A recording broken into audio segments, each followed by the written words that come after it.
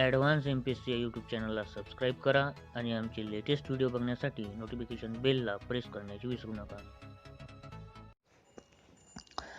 नमस्कार विद्यार्थी मित्रांनो, मी ज्ञानेश्वर पाटील ॲडव्हान्स एम-पी-एस-सी आपल्या यूट्यूब चॅनलवर आपले सर्वांचे अगदी मनपूर्वक स्वागत करतो. बघा, आपण संभाव्य प्रश्न आणि स्पष्टीकरण ही सिरीज सुरू केलेली आहे आणि बघा, या सिरीजचे आतापर्यंत आपण 5 भाग बघितलेले आहे आणि 5ही भाग येणाऱ्या काळात ज्या काही परीक्षा आहेत त्या सर्व परीक्षांसाठी अत्यंत महत्त्वाचे आहेत. त्यामुळे तुम्ही 5ही भाग डिस्क्रिप्शन बॉक्समध्ये दिलेल्या लिंकवर जाऊन नक्की बघा, तुम्हाला त्याचा नक्कीच फायदा होईल.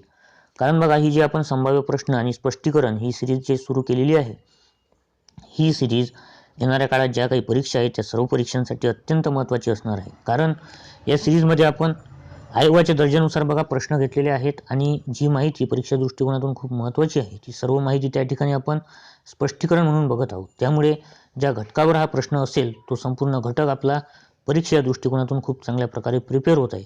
त्यामुळे या सिरीजचे सर्व भाग तुम्ही नक्की बघा. या सिरीजमध्ये जेवढे काही प्रश्न आपण घेतलेले आहेत ते सर्व प्रश्न खूप महत्त्वाचे आहेत, ते नक्की सोडवा आणि हा व्हिडिओ शेवटपर्यंत बघा. बघा, या व्हिडिओमध्ये आपण आधुनिक महाराष्ट्राचा इतिहास यावर परीक्षा दृष्टिकोनातून खूप महत्त्वाचे असे प्रश्न घेतलेले आहेत आणि त्याचं स्पष्टीकरणसुद्धा आपण त्या ठिकाणी बघत आहोत.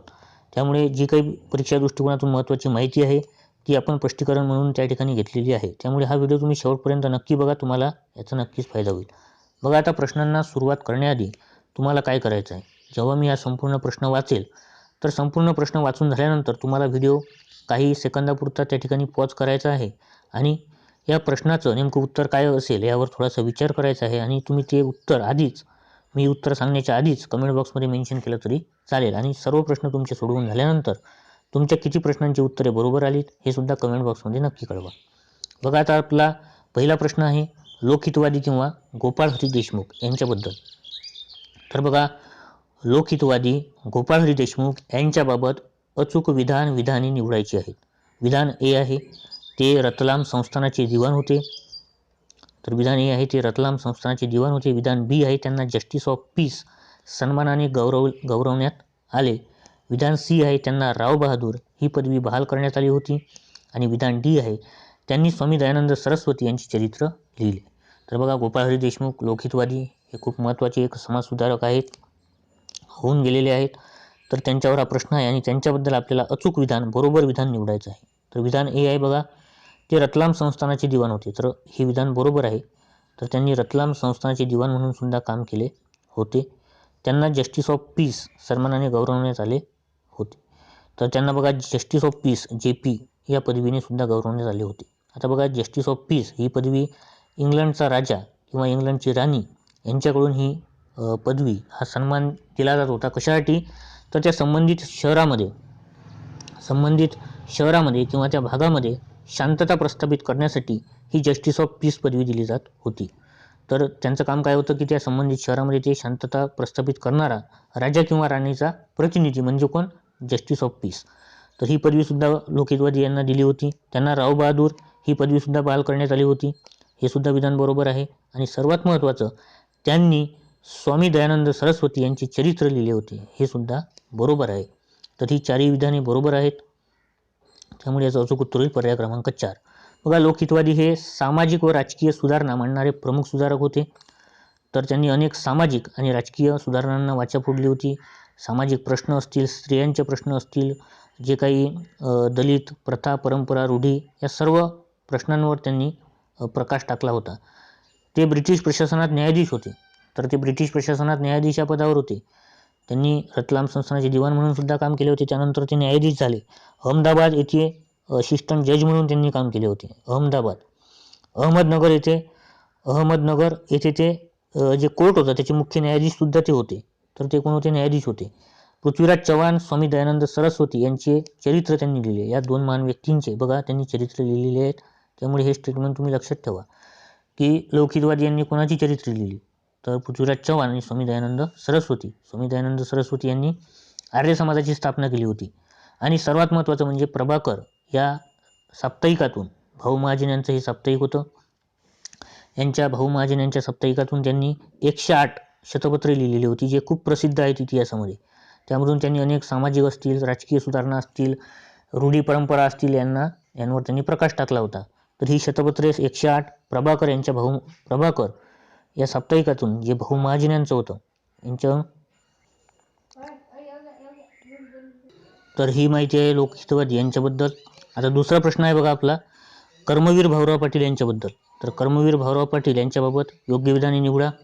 तर बघा विधाने आहेत, तर विधाने बघा काय आहेत. विधान ए आहे, ह.रा. महाराज यांच्या मते ते महाराष्ट्राचे बुकर टी वॉशिंग्टन होते. विधान बी आहे, भारत शासनाने त्यांना पद्मभूषण सन्मानाने गौरवले आहे. आणि विधान सी आहे, त्यांनी दुधगाव येथे रयत शिक्षण संस्थेची स्थापना केली. तर बघा आपल्याला योग्य विधान निवडायचं आहे. तर कर्मवीर भाऊराव पाटील हे अत्यंत एक महत्त्वाचे समाजसुधारक आहेत महाराष्ट्रातील, आणि MPSC या दृष्टिकोनातून सुद्धा ते खूप महत्त्वाचे आहेत, कारण MPSCने बरेच प्रश्न त्यांच्यावर विचारलेले आहेत. तर बघा आपल्याला बरोबर विधाने निवडायची आहेत. विधान ए आहे बघा, ह.रा. महाराज यांच्या मते ते महाराष्ट्राचे कोण होते, बुकर टी वॉशिंग्टन होते. तर हे विधानसुद्धा बरोबर आहे. तर ते ह.रा. महाराज यांच्या मते महाराष्ट्राचे कोण होते, बुकर टी वॉशिंग्टन. आणि भारत सरकारने त्यांच्या कार्याचा गौरव म्हणून त्यांना पद्मभूषण सन्मानाने गौरवले आहे. हे विधानसुद्धा बरोबर आहे. आता बघा विधान सी आहे, त्यांनी दुधगाव येथे रयत शिक्षण संस्थेची स्थापना केली. तर बघा आता, तर हे विधान चुकीचं आहे, कारण दुधगाव येथे नाही तर कराड येथे त्यांनी रयत शिक्षण संस्थेची स्थापना केली होती. आता बघा कर्मवीर भाऊराव पाटील म्हटलं की रयत शिक्षण संस्था आलीच. तर कर्मवीर भाऊराव पाटील यांची सर्वात महत्त्वाची संस्था म्हणजे कोणती, तर रयत शिक्षण संस्था. त्यामुळे हे आपल्याला माहीतच पाहिजे की रयत शिक्षण संस्था ही कधी त्यांनी स्थापन केली, कुठे केली. तर बघा त्यांनी दुधगाव येथे नाही तर तालुका कराड या ठिकाणी जी सत्यशोधक समाजाची परिषद सुरू होती, त्या परिषदेमध्ये ही संस्था स्थापन केली होती. 1919 मध्ये रयत शिक्षण संस्था कराड या ठिकाणी त्यांनी स्थापन केली होती. दुधगाव येथे नाही, पण दुधगाव येथे त्यांनी दुधगाव शिक्षण प्रसारक मंडळाची स्थापना केली होती. दुधगाव शिक्षण प्रसारक मंडळ बघा हे सुद्धा खूप महत्त्वाचं आहे, कारण हे जे दुधगाव शिक्षण प्रसारक मंडळ होतं हे त्यांनी 1910 मध्ये स्थापन केलं होतं. दुधगाव येथे सांगली जिल्ह्यामध्ये हे आहे. तर हे दुधगाव शिक्षण प्रसारक मंडळ यालाच रयत शिक्षण संस्थेचं रोपटं मानलं जाते. बघा रयत शिक्षण संस्थेचं रोपटं या दुधगाव शिक्षण प्रसारक मंडळाला मानलं जाते. हे त्यांनी 1910 मध्ये स्थापन केली होती. ही एक छोटीशी संस्था त्यांनी स्थापन केली होती, आणि नंतरच यापासूनच त्यांना प्रेरणा मिळून त्यांनी मग काय सुरू केली, रयत शिक्षण संस्था सुरू केली होती. त्यामुळे लक्षात ठेवा, हे दुधगाव शिक्षण प्रसारक मंडळ सुद्धा महत्त्वाचं आहे. तर बघा काय उत्तर येईल मग, वरील दोन विधाने हे बरोबर आहेत आणि विधान तिसरं चुकीचं आहे. तर AB अचूक उत्तर. तर शैक्षणिक क्षेत्रातील कार्यामुळे कर्मवीरांना महाराष्ट्राचे बुकर टी वॉशिंग्टन म्हटले जाते. त्यांनी कराड येथे सत्यशोधक समाजाच्या परिषदेत रयत शिक्षण संस्थेची स्थापना केली 4 ऑक्टोबर 1919 रोजी. तर तालुका कराड, जिल्हा सातारा सत्यशोधक समाजाच्या परिषदेत ज्याचे अध्यक्ष होते केशवराव बागडे, तर या परिषदेत त्यांनी घोषणा केली रयत शिक्षण संस्था स्थापन करण्याची, आणि 4 ऑक्टोबर 1919 मध्ये विजयदशमीच्या मुहूर्तावर त्यांनी रयत शिक्षण संस्थेची स्थापना केली. तर बघा महत्त्वाचा प्रश्न आहे. त्यानंतरचा आपला प्रश्न छत्रपती शाहू महाराज यांच्या आयुष्यातील महत्त्वपूर्ण घटनांचा कालानुक्रम लावा यांच्यावर आहे. तर बघा छत्रपती शाहू महाराज यांच्या जीवनात ज्या काही आयुष्यात महत्त्वपूर्ण घटना घडल्या त्याचा आपल्याला कालानुक्रम लावायचा आहे. बघा हा कठीणातला कठीण प्रश्न आहे. तर जे काही महत्त्वाचे समाजसुधारक आहेत, शाहू असतील, फुले, आंबेडकर, छत्रपती शाहू महाराज, त्यानंतर कर्मवीर भाऊराव पाटील, महर्षी विठ्ठल रामजी शिंदे, महर्षी केशव धोंडो कर्वे, हे जे महत्त्वाचे समाजसुधारक आहेत यांच्या जीवनातील ज्या काही महत्त्वाच्या घटना आहेत, ज्या काही त्यांनी सुधारणा केलेल्या आहेत किंवा ज्या काही त्यांच्या संस्था वगैरे असतील त्यांचा कालानुक्रम लावा यांच्यावर आयोगाने प्रश्न विचारलेले आहेत. त्यामुळे हे जे काही 5-6 महत्त्वाचे समाजसुधारक आहेत त्यांच्या जीवनातील ज्या काही घटना घडल्या त्या आपल्याला माहिती पाहिजे. तर बघा आता छत्रपती शाहू महाराज, ए आहे प्राथमिक शिक्षण सक्तीचे करणारा जाहीरनामा, बी आहे कुलकर्णी वतन रद्द, सी आहे माणगाव परिषद आयोजन, आणि डी आहे वेदोक्त प्रकरण. तर बघा कोणती घटना कधी घडली हे आपल्याला माहिती पाहिजे. आता छत्रपती शाहू महाराज यांच्याबद्दल लक्षात घ्या की हे जे वेदोक्त प्रकरण आहे हे सर्वात आधी घडलेलं आहे. वेदोक्त प्रकरण इतिहासामध्ये खूप जास्त प्रसिद्ध आहे. तर हे वेदोक्त प्रकरण नेमकं काय आहे हे तुम्ही थोडक्यात लक्षात घ्या की जेव्हा छत्रपती शाहू महाराज यांचं शिक्षण पूर्ण झालं आणि छत्रपती शाहू महाराजांनी जेव्हा आपल्या संस्थानाचा कारभार हाती घेतला तेव्हाच हे वेदोक्त प्रकरण घडलं. तर जवळपास 1899 मध्ये हे वेदोक्त प्रकरण झालं. आणि हे वेदोक्त प्रकरण काय आहे बघा, की जेव्हा छत्रपती शाहू महाराज एक दिवस पंचगंगा नदीवर स्नान करण्यासाठी गेले, तर पंचगंगा नदीवर ते स्नान करण्यासाठी गेले आणि सोबतच ते आता छत्रपती स्नान करण्यासाठी गेले म्हणजे सर्वच त्या ठिकाणी ते यज्ञ विधी वगैरे चालू होता. तर सोबत नारायण भटजी होते, संस्थानातील सर्वात महत्त्वाचे ते भटजी होते, नारायण भटजी. तर नारायण भटजी यांनी त्या ठिकाणी ते जे यज्ञविधी चालू होता तिथे वेदोक्त मंत्र म्हणण्याऐवजी पुराणोक्त मंत्र म्हणण्यास सुरुवात केली. तर वेदोक्त मंत्र त्यांनी म्हटले नाहीत, तर पुराणोक्त मंत्र त्यांनी उच्चारायला सुरुवात केली. तर बघा आता हे जे वेदोक्त मंत्र आहेत हे क्षत्रियांसाठी म्हटले जात होते. जे क्षत्रिय कुळातील व्यक्ती होते त्यांच्यासाठी जे यज्ञविधी चालू म्हणजे करत असत त्यांच्यासाठी वेदोक्त मंत्र, आणि जे शूद्र होते त्यांच्यासाठी पुराणोक्त मंत्र म्हणत होते. आणि हे जे नारायण भटजी होते नारायण भटजी यांनी वेदोक्त मंत्रच म्हटले. ते छत्रपती शाहू महाराज यांना शूद्र मानत होते. तर बघा आपल्याला माहिती आहे छत्रपती शाहू महाराज यांना दत्तक घेतले होते आनंदीबाई यांनी, आणि त्यांचं शास्त्रशुद्ध पद्धतीने दत्तक विधानसुद्धा झाले होते. तरीसुद्धा हे जे ब्राह्मण लोक होते या ब्राह्मण लोकांना ते मान्य नव्हतं. तर हे जे नारायण भटजी होते ते त्यामुळे पुराणोक्त मंत्रांचा उच्चार, जे शूद्रांसाठी मंत्र म्हटले जात होते त्यांचाच उच्चार त्यांनी सुरू केला.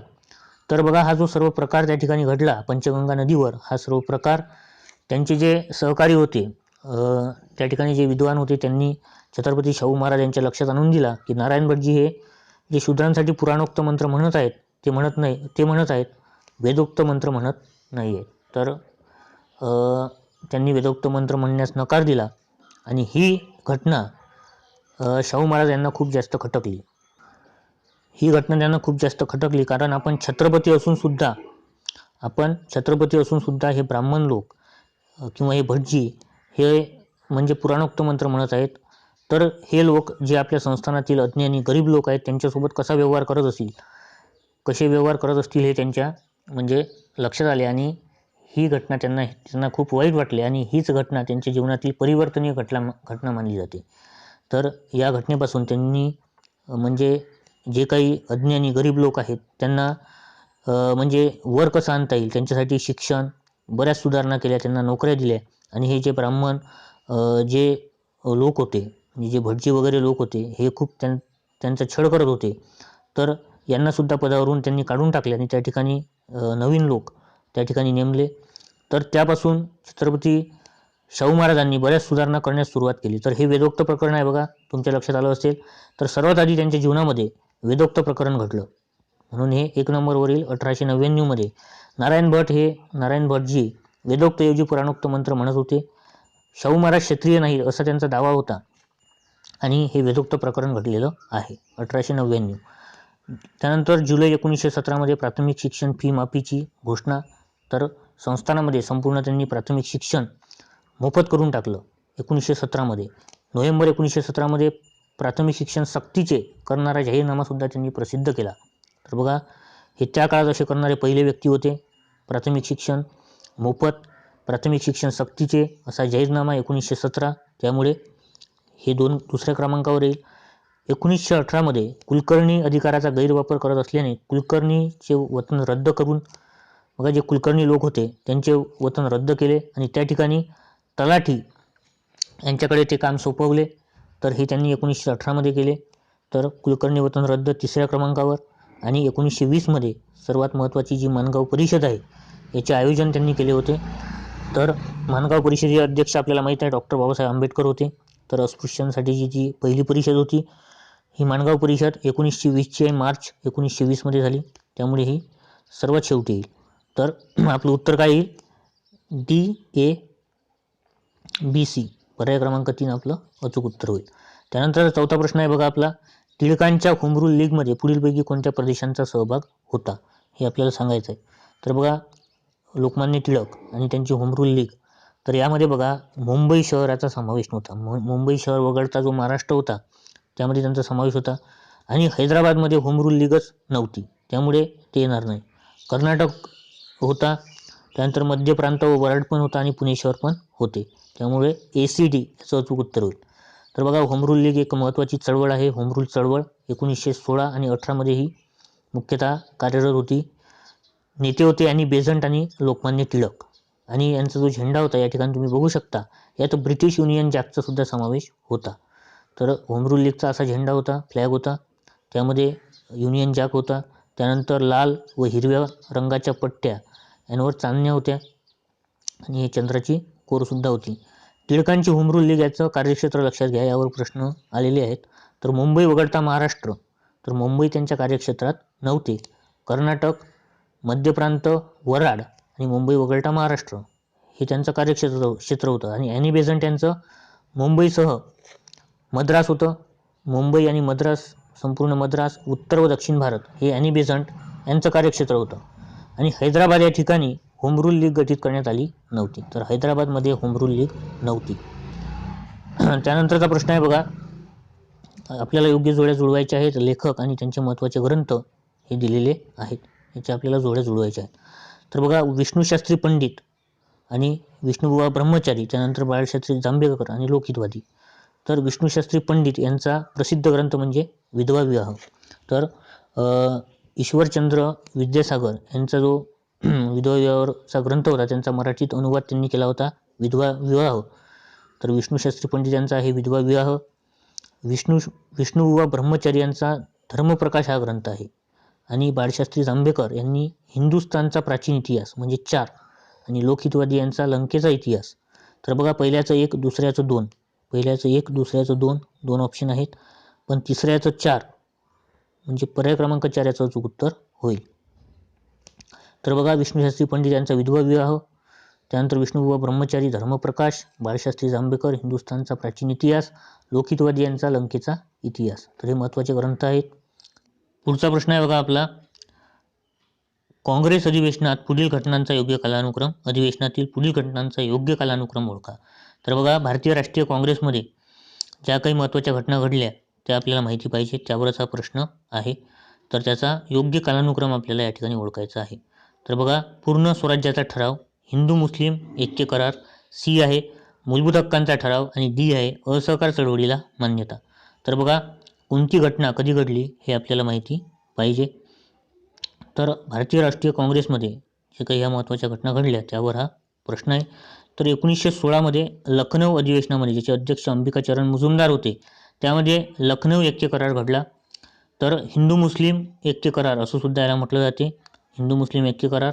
मुस्लिम लीग आणि काँग्रेस यांच्यामध्ये हा करार घडून आला.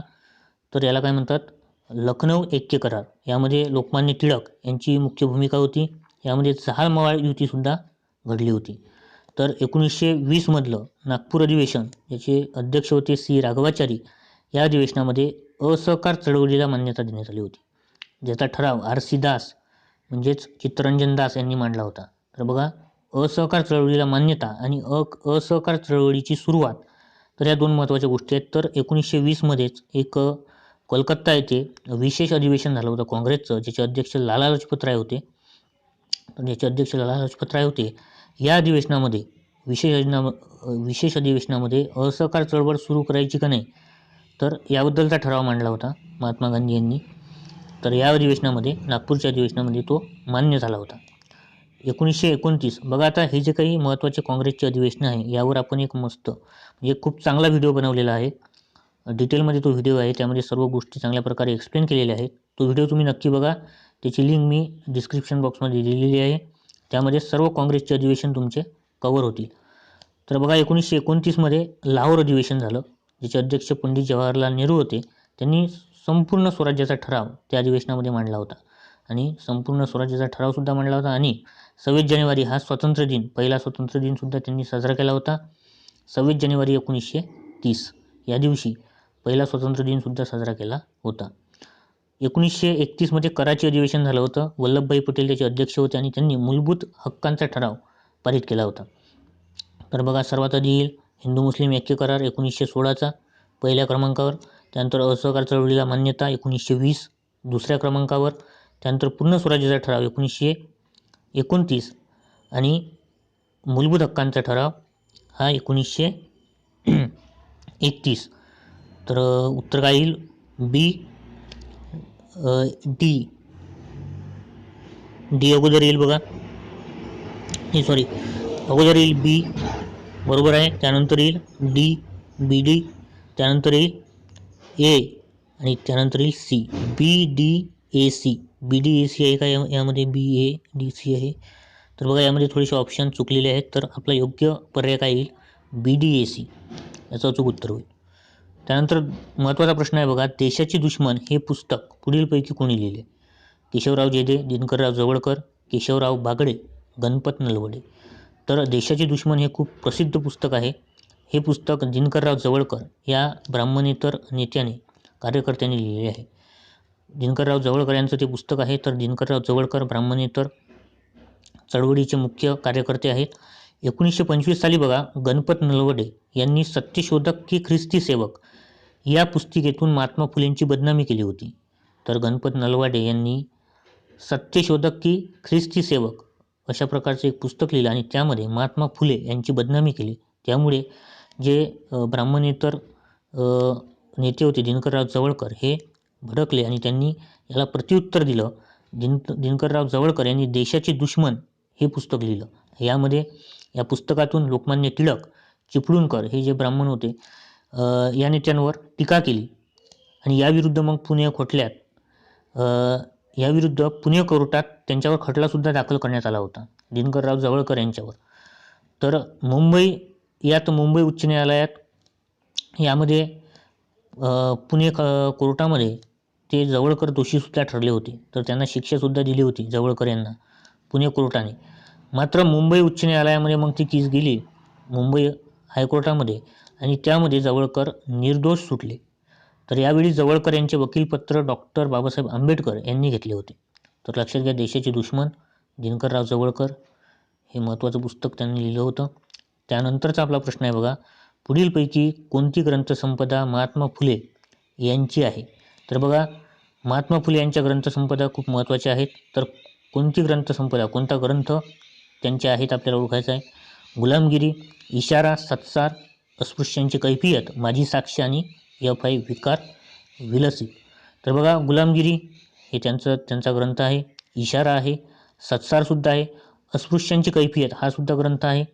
माझी साक्ष, तर बघा हा माझी साक्ष हा ग्रंथसुद्धा महत्त्वाचा आहे. हा फुले यांचा नाही आहे बघा.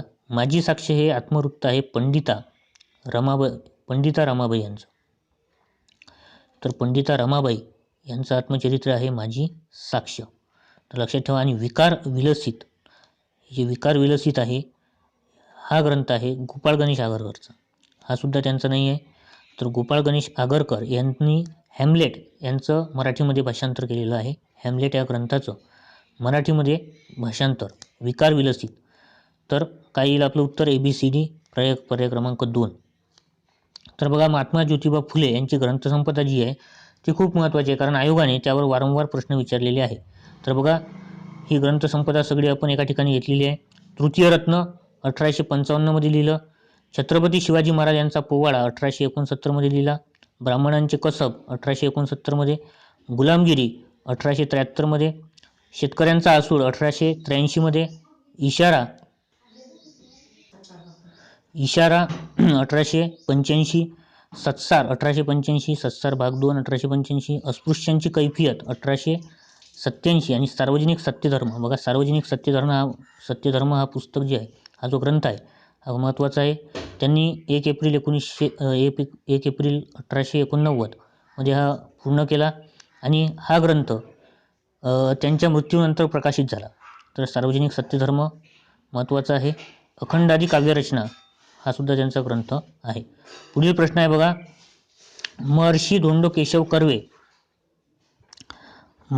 केशव कर्वे यांनी निष्काम कर्ममठ ही संस्था स्थापन केली कारण त्यांना स्त्रियांचा उद्धार करायचा होता, मागासलेल्या वर्गाची प्रामाणिकपणे सेवा करायची होती.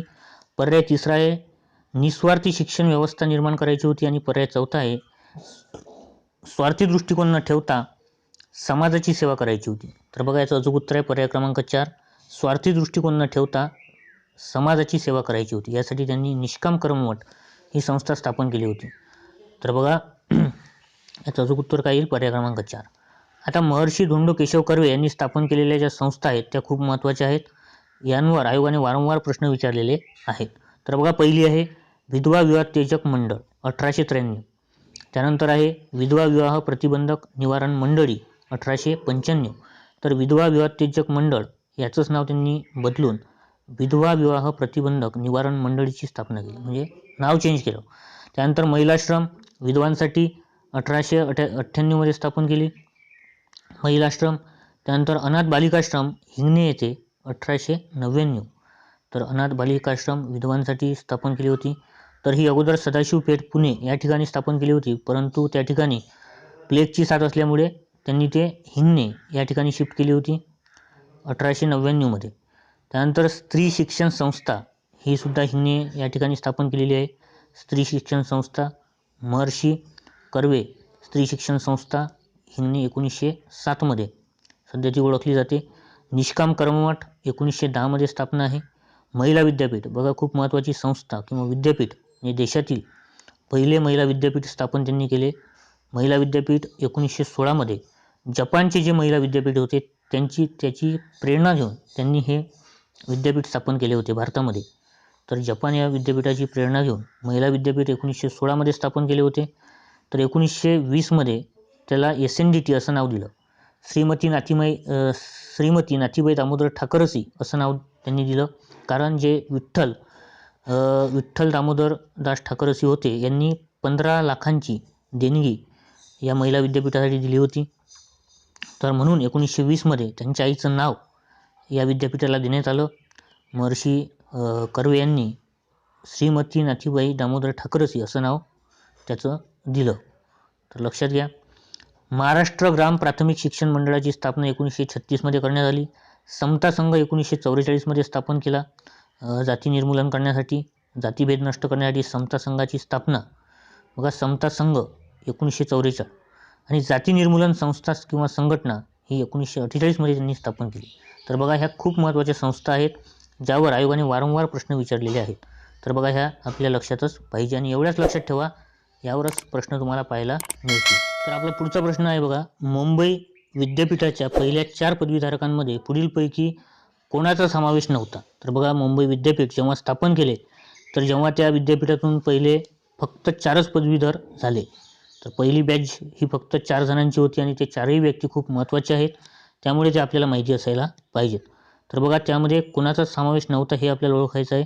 तर राघव भांडारकर हे होते, महादेव गोविंद रानडे हे सुद्धा होते, विष्णूशास्त्री चिपळूणकर हे त्यामध्ये नव्हते, वामन आबाजी मोडक हे सुद्धा होते.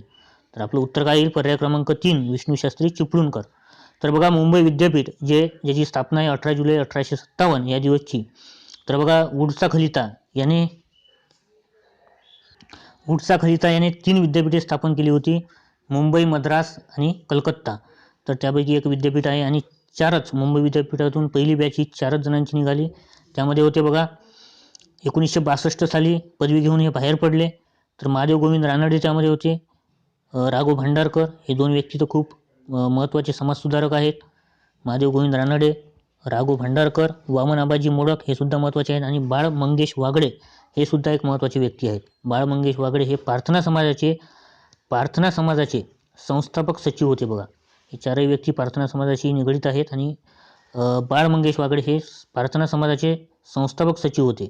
प्रार्थना समाजाची स्थापना आत्माराम पांडुरंग तरखडकर यांनी केली होती आणि त्याचे सचिव बाळ मंगेश वागडे हे होते. हे आयोगाने यावर प्रश्न विचारलेला आहे, त्यामुळे लक्षात असू द्या की हे 4 पदवीधारक मुंबई विद्यापीठातून बाहेर पडले होते 1962 तर बघा, अशा प्रकारचे आपले प्रश्न होते. बघा, तुम्हाला जर व्हिडिओ आवडला असेल तर व्हिडिओला नक्की लाईक करा, तसेच आपल्या चॅनलला सबस्क्राईब करा आणि बाजूला दिलेल्या नोटिफिकेशन बेलला सुद्धा प्रेस करण्याची विसरू नका, जेणेकरून तुम्हाला पुढच्या भागाची नोटिफिकेशन वेळोवेळी मिळत राहील. आणि बघा, तुम्हाला जर याची PDF हवी असेल तर ही PDF तुम्हाला आपल्या टेलिग्राम चॅनलवर उपलब्ध करून दिलेली आहे. डिस्क्रिप्शन बॉक्समध्ये दिलेल्या लिंकवर जाऊन ही PDF तुम्ही नक्की डाउनलोड करा. आणि बघा, तुम्ही आता ॲडव्हान्स MPSCला Telegram, YouTube, Instagram, Twitter, Facebook आणि क्रेडप ॲपवर सुद्धा फॉलो करू शकता. या सर्वांच्या लिंक तुम्हाला डिस्क्रिप्शन बॉक्समध्ये सर्वात खाली मिळतील. तर त्यावर जाऊन तुम्ही जॉईन होऊ शकता. आणि बघा, व्हिडिओ जर आवडला असेल तर व्हिडिओला नक्की लाईक करा, कमेंट करा आणि या व्हिडिओला जास्तीत जास्त आपल्या मित्रांसोबत शेअर करा. चला तर मग पुढील भागामध्ये भेटूयात. धन्यवाद.